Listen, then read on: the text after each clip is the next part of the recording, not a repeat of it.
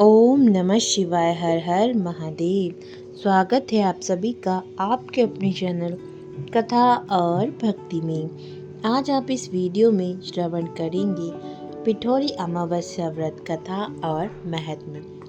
पिठोरी अमावस्या भाद्रपद मास की अमावस्या तिथि को मनाए जाने वाला एक विशेष व्रत है जो मुख्य रूप से मातृत्व और संतान सुख से जुड़ा हुआ है। इस दिन महिलाएं विशेष रूप से मां दुर्गा और 64 योगिनियों की पूजा करती हैं। व्रती स्त्रियां आटे से देवी देवताओं की मूर्ति बनाकर विधि पूर्वक पूजन करती हैं। इसी कारण इस पर्व को पिठोरी अमावस्या कहा जाता है। पिठू शब्द का अर्थ है आटा। पिठोरी अमावस्या का व्रत स्त्रियां अपने बच्चों की लंबी उम्र, अच्छे स्वास्थ्य और उज्जवल भविष्य की कामना से करती हैं। वहीं जो महिलाएं संतान प्राप्ति की इच्छुक होती हैं, वे भी इस व्रत को रखकर मां दुर्गा और भगवान शिव की आराधना करती हैं। मान्यता है कि इस व्रत को करने से संतान संबंधित सभी कष्ट दूर होते हैं और मातृत्व सुख प्राप्त होता है। इसके अतिरिक्त इस दिन घर में धार्मिक कार्यों के लिए पवित्र कुशा एकत्र करने की भी परंपरा है। इसलिए यह तिथि कुशोत्पाटनी अमावस्या या कुशग्रहणी अमावस्या के नाम से भी प्रसिद्ध है।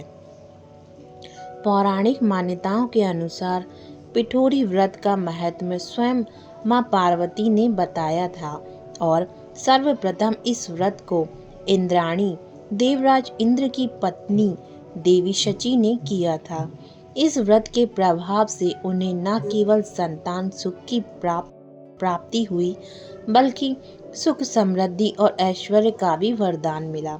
इस व्रत के माध्यम से स्त्रियां न केवल अपनी संतान की रक्षा के लिए देवी शक्ति का आवाहन करती हैं, बल्कि अपने जीवन में आध्यात्मिक और मानसिक संतुलन भी प्राप्त करती हैं।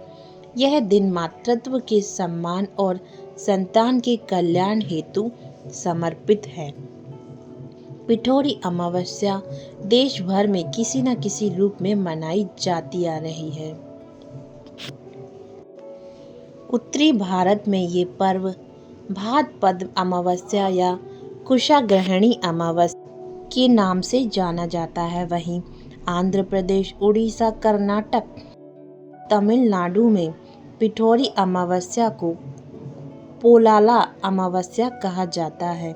इस दिन दक्षिण भारत में देवी पोलेरम्मा की उपासना की जाती है। देवी पोलेरम्मा को मां पार्वती का ही एक रूप माना जाता है। इसके अलावा इस दिन सप्त मातृकाओं के पूजन का भी विशेष महत्व है। विशेष रूप से ये पूजा दक्षिण भारत में प्रचलित है। 7 देवियों ब्राह्मणी, वैष्णवी, माहेश्वरी, इंद्राणी, कौमारी, वाराही, चामुंडा अथवा नरसिंही को मातृका कहा जाता है। पिठोरी अमावस्या के पूजन के लिए विशेष सामग्री: गेहूं का आटा, देवियों की प्रतिमा बनाने हेतु हल्दी, कुमकुम, रोली, अक्षत, दुबा और कुशा, धूप, अगरबत्ती, विशेष रूप से फूल, 64 छोटी मूर्तियों के रूप में आटे से बनाई गई देवियां, कलश, जलपात, पंचामृत, दूध, दही, घी, शक्कर, शहद, मिठाई, घर पर बनी या खरीदी हुई, कलावा, सुपारी, पान, लौंग, इलायची, नारियल, आसन, पूजन बैठने हेतु लकड़ी की चौकी, पूजा थाली, व्रत कथा की पुस्तक या पिठोरी अमावस्या कथा की पांडुलिपि। इस दिन मुख्य रूप से मां दुर्गा, भगवान शिव और 64 योगिनियों की पूजा की जाती है। व्रती स्त्रियां आटे से इन देवियों की मूर्ति बनाकर उन्हें स्थापित करती हैं और फिर विधि पूर्वक उनका पूजन करती हैं।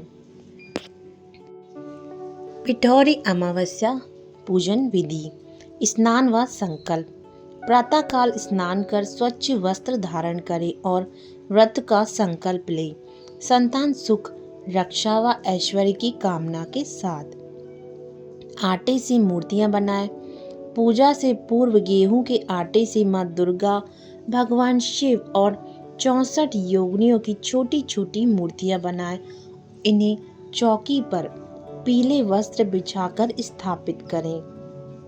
एक पवित्र कलश में जल भरकर आम या अशोक के पत्ते रखें और नारियल स्थापित करें। सबसे पहले गणेश जी का स्मरण करें, फिर 64 योगिनियों के साथ माँ दुर्गा और भगवान शिव की पूजा करें।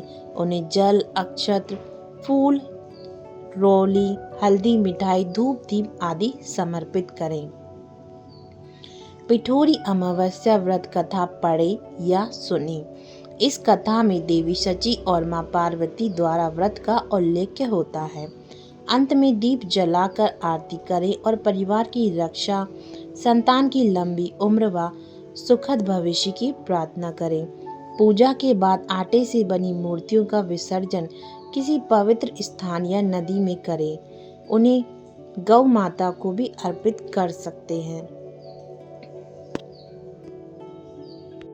इस व्रत को करने से उन दंपतियों को विशेष लाभ मिलता है जो संतान की कामना रखते हैं।